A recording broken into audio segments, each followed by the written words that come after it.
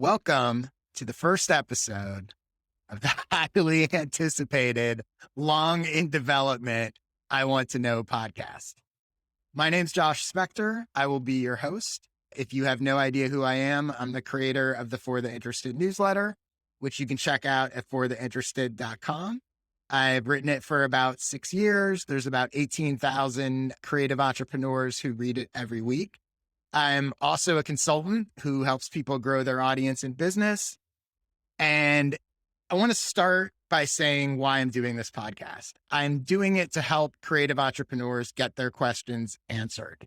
Most of those questions will be answered by me. Occasionally, we'll have episodes where I bring in other experts to answer those questions. Here's how it's going to work. This podcast will be weekly. Each episode will have a different guest who comes on and asks me 3 questions. I'll share my advice and my answers to them in a 5-minute answer for each question. It'll sometimes be a little more of a conversation. So basically, in a nutshell, you tune in, you're going to hear 3 questions. You're going to hear 5-minute answers to each. You are hopefully going to hear no fluff and get a lot of actionable tips that you can put to use almost immediately. That's what this podcast is going to be in general. But for this first episode as sort of an introduction, I'm going to do something slightly different. Today, my guest will be Emily Benedict, who's my secret weapon. Emily has worked with me for years and helps me manage a lot of the stuff I do. She helps me manage my content. She helps manage the ads in my newsletter. She helps me get organized and keep on track with all sorts of stuff.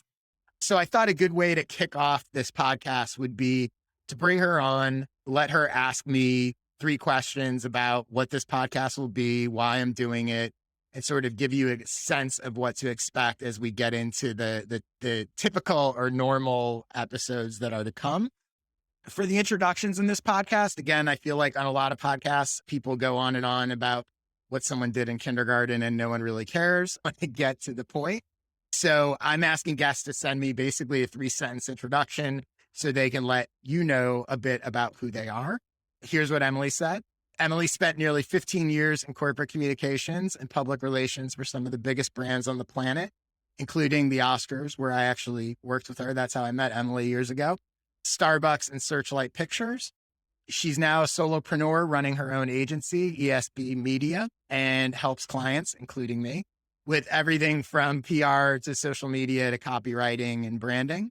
As she likes to say, her superpowers are organization, process, and consistency, which I completely agree with. And other than consistency, I'm really bad at the others. So that's where I'm glad to have her helping me. She did say this, but I will say it. I highly recommend you hire her and get her to help, but she's not allowed to leave me to go work for other people. So I'll leave it with that. So with that in mind, hey, Emily, how's it going? Hi. Amazing. This is the first podcast I've ever been on. I'm very nervous. Oh, really? Oh, yeah. Well, now I feel like throwing everything out and I'll just ask you. I feel like now I've got you in the hot seat.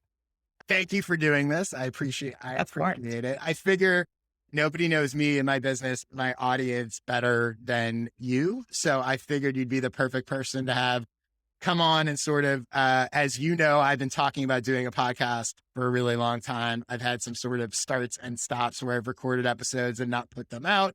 But now I feel like this is actually going to happen. So with that said, I know you've got 3 questions for me. So let's get to the first one. What's the first thing you want to know? Awesome. All right. I want to know, why is this the right time for you to get into a podcast? Like you mentioned, and I know we talked about it a lot. You've talked about it for a while about making a podcast, and why is this the right time for your audience specifically? Those are excellent questions. And, it is interesting. It's funny, like as far as a right time goes, I've known, or I shouldn't say known, because maybe this podcast is going to flop, but I believed that I had the opportunity to create a podcast that would be successful and people would like and find valuable, and I'd probably enjoy doing for a really long time.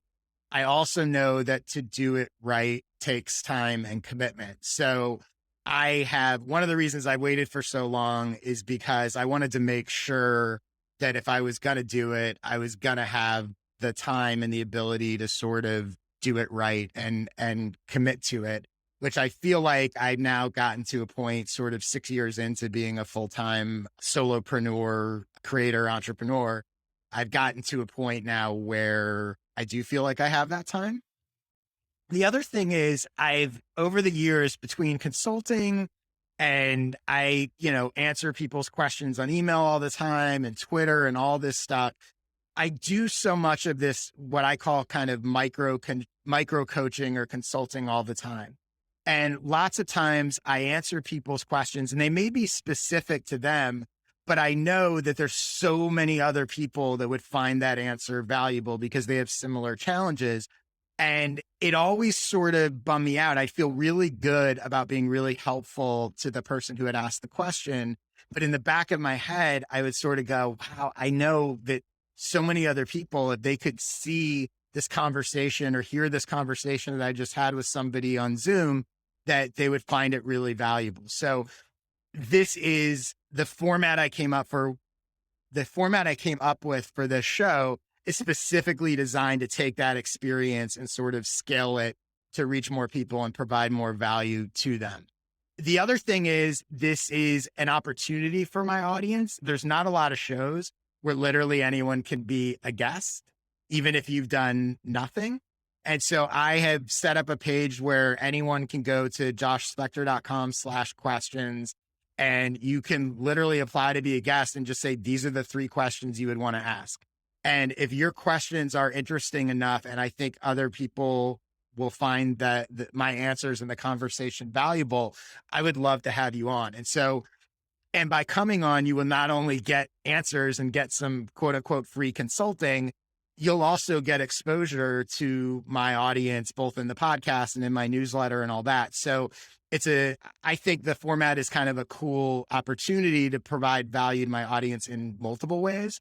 Whereas typically you couldn't get on a podcast or reach that size audience unless you have a certain amount of credibility or experience or that kind of thing.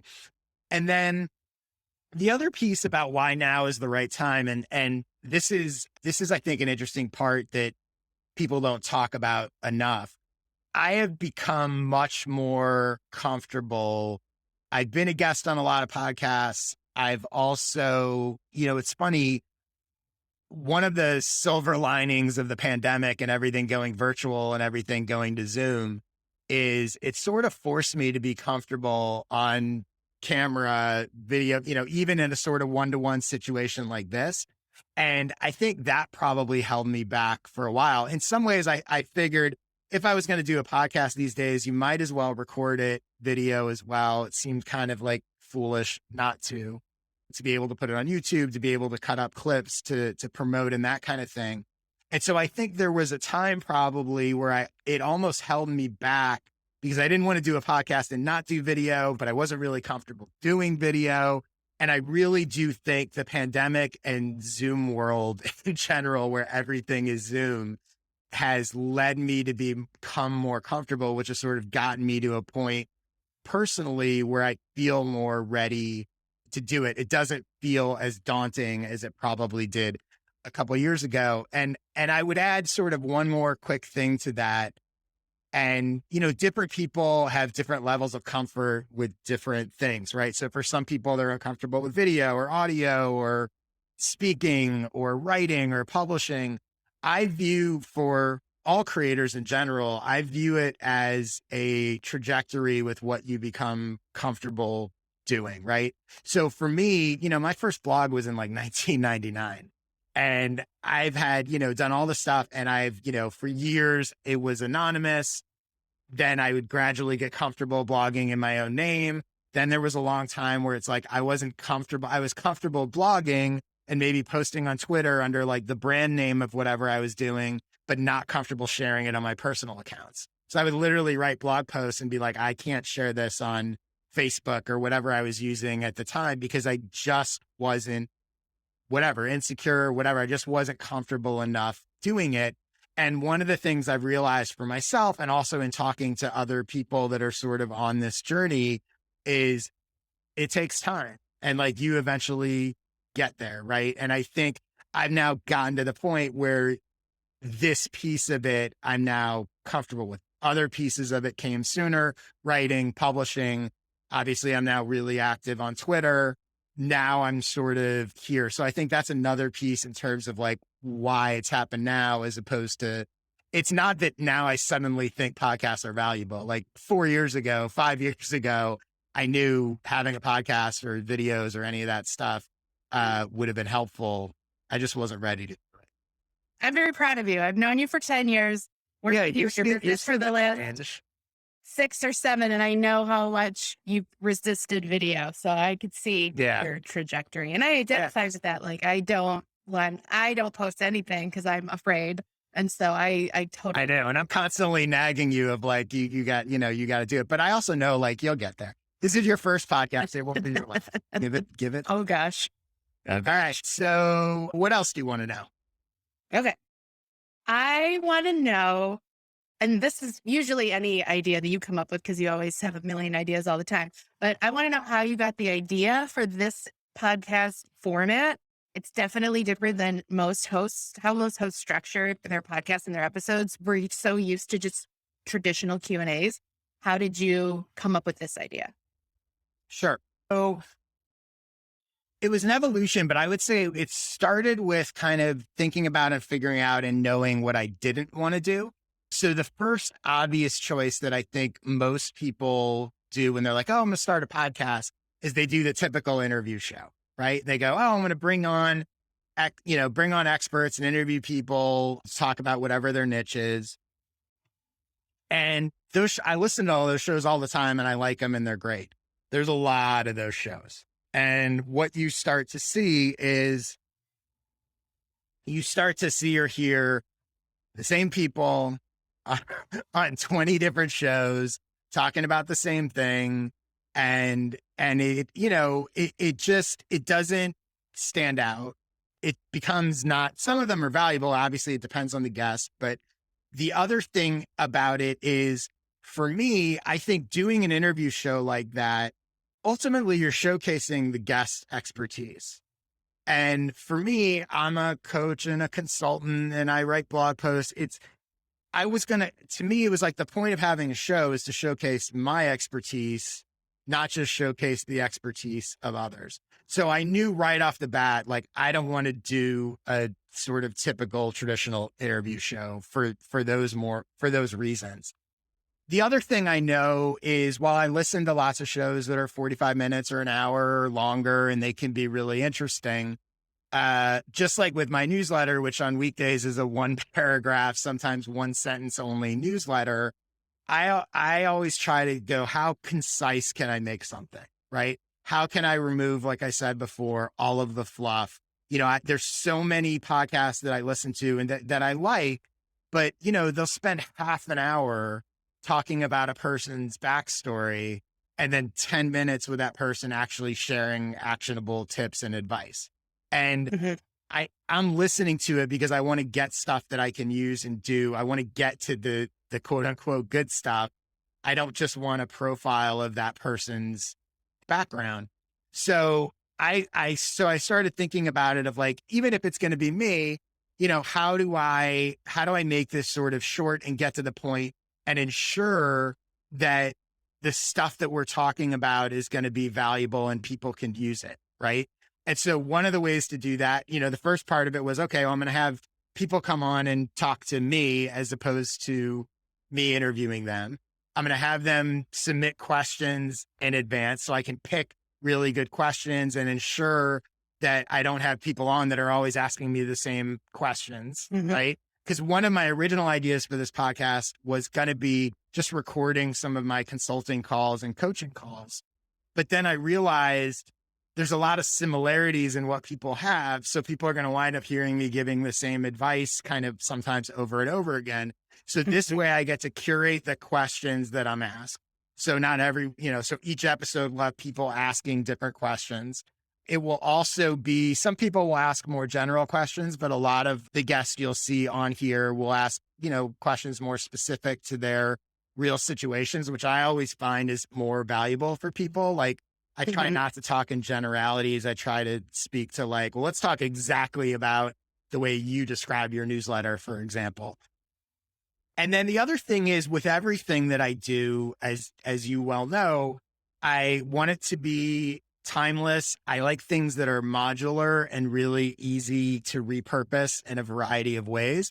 So this 3-question, 5-minute format certainly fits into that. Like it will be very easy. And it's something I'm sure I say we will do, but I mean, you will do for me is we will chop this up and the answers to each one of the 3 questions in each episode should be really good social content. They should be really good YouTube videos. We should be able to pull tweets out of them. Like they should provide value in all sorts of different ways. So that's the other thing I think you find with most podcasts. They have those moments, but you have these just sort of long ranging conversations that it can be harder to figure out how you repurpose them, how what you do with them. Whereas this format will be very simple to do so. And I'd say the other thing is just logistically, yes, I'm going to have guests on this, but because it's different, because I'm choosing from, a whole bunch, I already have, 40, 50 people who have submitted questions. There'll be, and the podcast hasn't even launched yet. So I don't have to go try to find and book big expert guests every week and deal with scheduling and all that logistical stuff. I can sort of go, here's the days I'm going to record. Let me go find people who applied and had good questions. And even from a time commitment, you're asking for a half hour of their time maybe to record.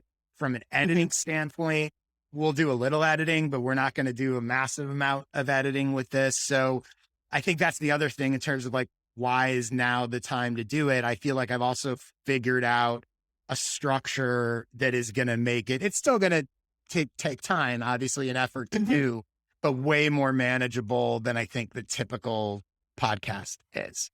Yeah. I agree. I'm excited about it. Yeah, I hope so, because you're gonna be the one editing it. So all right. What's the third? We're hard to believe. We're flying right along. What's the third thing you want to know? All right. Knowing that I am probably the person that knows the most about your content and has read everything you've ever written multiple times over at this point, I want to know how the podcast fits into your overall content ecosystem of everything that you do. And how will it be different, I guess? Sure. So as you know, I'm very strategic about my content in general. And I'm always looking for ways to repurpose it and get more of it and definitely think about not only how does this fit into other content that I've created or am creating, but also how does it fit into my business as a whole, right? How is this gonna be a revenue driver either directly or indirectly? For example, my newsletter for the first 4 years, there were no ads in it. There was no direct monetization, but it was the engine of my entire business. All my clients came either through my newsletter or through word of mouth from previous clients. It was the engine of my audience growth because blog posts and stuff that I would write in there would then get repurposed in a million different ways. So I want to create a podcast that not only is a good sort of standalone product, and yet the simple answer is, oh, I didn't have a podcast and now I have a podcast, right? But also, how is it going to help do multiple things, right? Audience, how's it going to help me inspire new content ideas, product ideas? How is it going to help generate revenue? And there's a bunch of ways I think it's going to do all of that stuff. So first, from a very basic level, aside from being a guest on other people's podcasts, up to this point, I basically have had no audio and video content at all. This, by recording 1 half-hour episode a week, will now give me audio and video content. That audio content will go on Apple and Spotify and every place you listen to podcasts.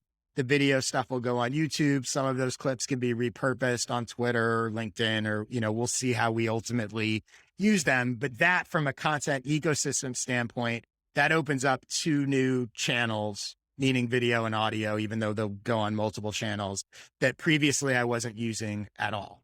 Another big thing is, because of the format and the questions that people are submitting and the conversations that I'll have with them on the show, I assume that's going to inspire all sorts of other content for me, right? I'll see what people want to know. I'll see what they're struggling with. I'll have to think about my answer to those questions, which not only can be this video and audio content, but that will inspire tweets. It will inspire threads. It may inspire skill session workshops down the road. I'll be able to see sort of similarities in what people are struggling with. So from a content inspiration piece, it gives me a new source for that. Another thing is, I know from feedback I've gotten from being on other people's podcasts, I know from coaching calls I do and consulting and a little bit of speaking that I've done, I think I'm pretty decent at talking about this stuff. So even though I think of myself as a writer, I believe this will be a new way for people to sort of hear me and consume and be exposed to my expertise, both new audiences and my existing audience. And my hunch is, because this format is almost like micro consulting, that my guess is it's going to lead to more consulting requests, because I think people are going to hear, and this goes back to why I wanted a show that showcased my expertise as opposed to the expertise of others, is I think people are going to hear this and they're going to go, wow, that was really helpful. I would love to have him. I'd love to have a conversation with him or have him help me figure out my problems or challenges. So, because up to this point, people that are reaching out to hire me as a consultant, for the most part, unless they've heard me on podcasts, they're really just doing it because they've read my newsletter, read my blog posts. Like, if you take a step back, it's actually kind of amazing that without doing this, without actually showing people how I kind of work with people, that I've managed to get a steady stream of clients. This is the closest I've had to sort of a specific example of this is what it's like to have me help you. So I think from a business standpoint, that will help. And then the other big thing from a business standpoint is I have had a lot, as you know, I've had a lot of success with ads and sponsorships in my newsletter since we launched it about 2 years ago or a year and a half ago, whatever it was. And this is going to create two new sponsorship opportunities, both in audio and video, certainly in the podcast, YouTube, not only sponsorship of the show on YouTube, but also if I'm getting enough views and stuff, turning on YouTube ads can be an easy additional revenue stream. So that's good. And I also think not only is it create new revenue streams, just like with my newsletter, like I'm hoping I have some ideas for ways I could incorporate sponsors into this show that is more interesting and more unique than maybe what they do somewhere else. So I'm still figuring out the sponsorship piece, but as an example, most sponsorship ads in podcasts, or most ads in podcasts, are sort of your basic read. Oh, today's episode is brought to you by blah, blah, blah, blah, blah, blah. And that's fine. There's nothing wrong with that. And I may do some of that, but I could also see a scenario where there's a themed episode. So for example, let's say it was a sponsor who has something to do with videos. Maybe that episode is all about answering questions about videos. Maybe they're asking the question. Maybe that sponsor is the expert who I bring on to ask questions. Maybe it's some episodes, there's a bonus question that's brought to you by the sponsor and relevant to their thing. So again, I think this format will lead to some interesting possibilities on that end as well. So let me ask you, because you know my ecosystem well. How do you, is there anything that I'm missing, or I guess in general, what do you think? Or, we're both sitting here and I am hoping this will work. I think people will like it. Who knows? Where do you think this is headed on episode 1? I won't hold you to it. I think, not surprisingly at all, you're super thoughtful and strategic about when you're doing this, how you're doing it, and how you're going to integrate all of your other things into it. So I'm not surprised that it's taken this long to get here, but that what you've thought out is actually really smart. What I think people will get out of this is something that I observed. Like I mentioned before, I've been working with you for a decade at this point, but the first thing that I noticed about you when we were working together at the Oscars, when I was in meetings with you, that you were the person that was just so spontaneously brilliant with ideas and thoughtful commentary and asking the right questions. It was like Josh Spector magic. And I know we have hashtag Josh Spector effect on your socials now, but Right. I think some of your best moments personally are those spontaneous ideas. And so having the conversations, which I know happens in your consulting calls all the time, Mhm. but like you said, nobody gets to hear that other than the people that you're talking to. So I think this is actually might be one of the most perfect ways to show off your expertise. So that's why I'm excited about it. First of all, for anyone that's listening, that's how you earn yourself a bonus, ladies and gentlemen. I told I you, truly mean it though.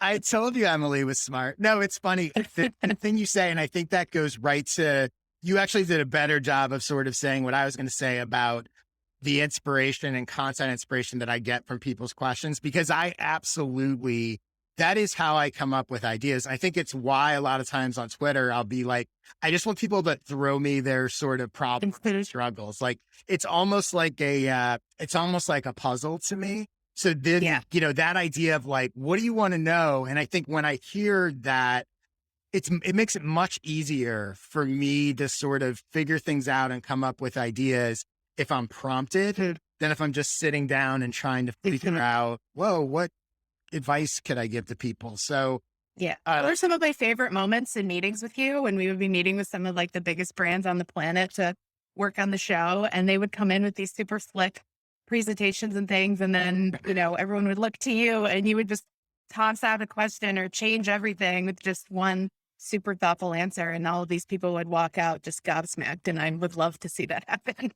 if only just because they were gobsmacked doesn't mean they actually did it. If only it was That's true. if only it was as simple to actually execute. That's true. But so thank you for doing this. I know we said we're going to keep these episodes short, so Yep. I'm going to live up to my promise and keep it short. Thank you for doing this. I'm really excited. Thank you in advance for all the help that you were going to give me actually editing and processing and doing all this stuff, because to be honest, without that, I probably wouldn't be doing this because it would feel like way too much work and I'd be too easy for me to say no. I'm really excited to do it. To everyone that's listening to this, welcome aboard. This is going to be good. This is going to be fun. A bunch of things for you to check out if you're new to my world. Again, start with my newsletter, fortheinterested.com/subscribe is where you get that. I do a series of video workshops called skill sessions. You can go to joshspector.com/sessions to get those. If you're interested to learn more about my consulting, go to joshspector.com/consulting. Notice the theme here. If you would like to be a guest on this show, go to joshspector.com/questions and you can apply and submit your 3 questions. And that's about it. I just want to say thank you for your interest and we will see you next week.